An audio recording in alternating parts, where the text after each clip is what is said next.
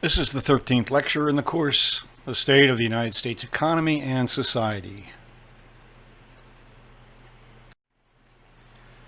The nation's medical system is failing to deliver high-quality, affordable health care to many of our citizens. At the same time, the cost of this care is absorbing an increasing portion of individual and household income and savings. The debate continues over what reforms, if any, are needed to ensure that all persons have access to necessary health care. The United States has the highest per capita spending on health care of any nation in the world. During 2018, the federal government spent nearly $1.1 trillion on health care. State and local governments spent an additional $500 billion. This represented one-fourth of all government current expenditures and $10,750 for each person in the United States. Total spending on health care by government, by insurance companies, by hospitals, by individuals out of pocket, and others is estimated to be at least $3.5 trillion. Critics have been arguing for years that much of the spending is wasted on excessive administration and poor planning. Among the findings of a 2013 report issued by AARP, titled The Effects of Rising Healthcare Costs on Middle-Class Economic Security, were the following. Over the past decade, the average amount that middle-income households spent on health care increased by 51%, nearly double the growth in their incomes, 30%, and 3 times the rate of growth in their spending for all other products and services.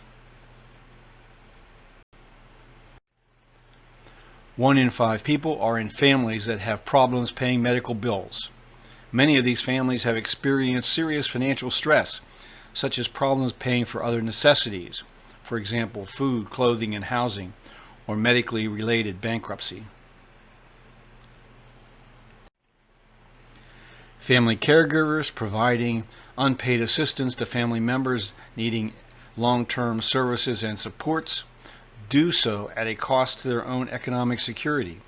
Of those who worked while caregiving, 2/3 made some adjustments to their employment, and 1 in 10 quit a job or took early retirement, issues that especially affect the future financial security of women who are most often the primary caregivers. As a consequence of the Trump administration's efforts to repeal the Affordable Care Act, more Americans decided not to obtain insurance and risk having to pay a penalty. The uninsured rate of working adults aged 19 to 64 rose by more than 3% between 2016 and 2018 to 15.5%.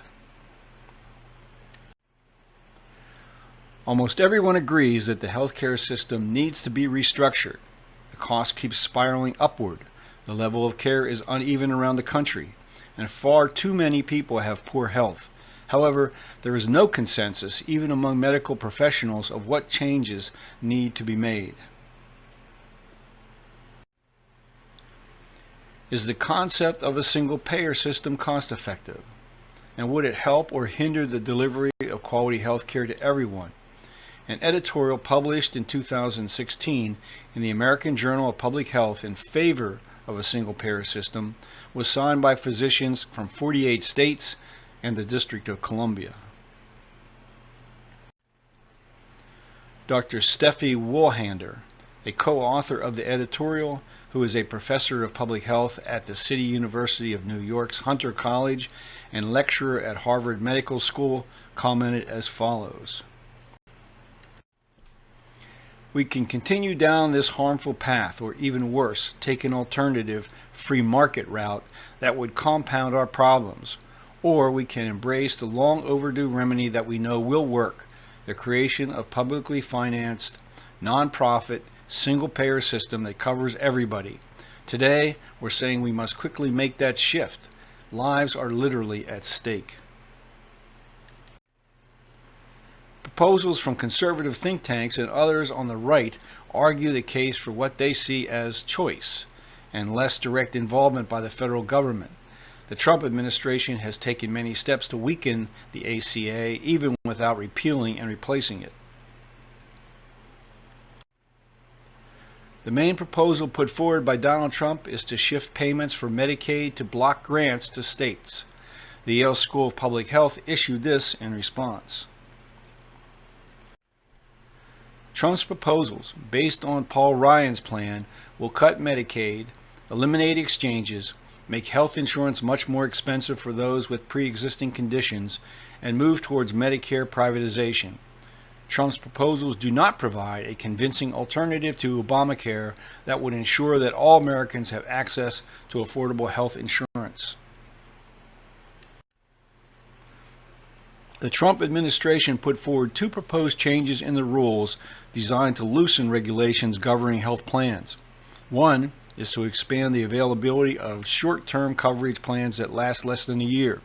The other is to make it easier for self-employed persons and small businesses to band together to form group health plans. In response, 98% of healthcare groups have submitted objections. Comments from insurance regulators, attorneys general, and other officials across the country were also highly critical. That the healthcare system in the United States is in need of systemic reforms is evident in the above statistic. A recent CNBC report stated that 2 million people are seriously affected by medical bills and that some 643,000 people annually file for bankruptcy due to medical costs.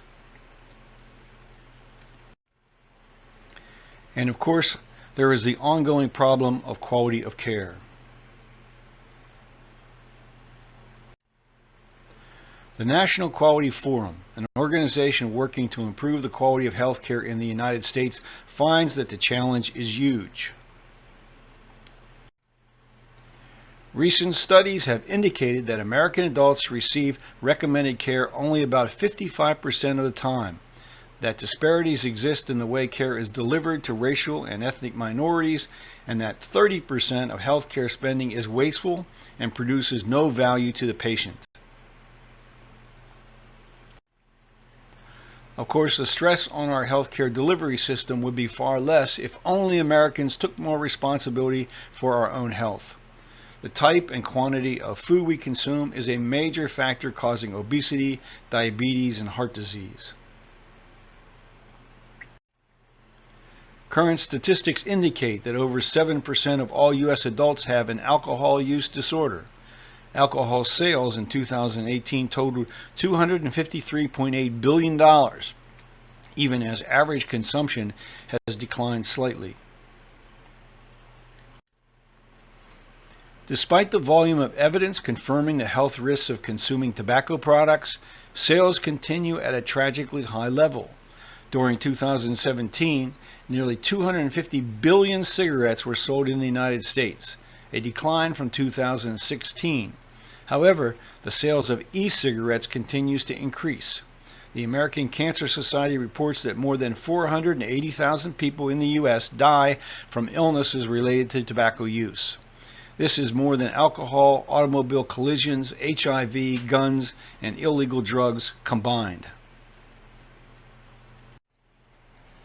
As this chart indicates, violence is the #1 cause of death for African American and Latino males aged 15 to 24. Scientific studies show that violence operates like an epidemic disease. Domestic violence is also an epidemic in the United States. The National Coalition Against Domestic Violence reported in 2016 that every 9 seconds a woman in America is assaulted or beaten. 1 in 3 women and 1 in 4 men has been a victim of physical brutality by an intimate partner. The National Center for Health Statistics reported in January 2019 that over 70,000 people died of a drug overdose. This included the use of illicit drugs as well as prescription opioids. As has been extensively covered by the mainstream media, the sharp increase in deaths is attributed to the use of fentanyl and fentanyl analogs. Next, the crisis in our system of law and enforcement will be discussed.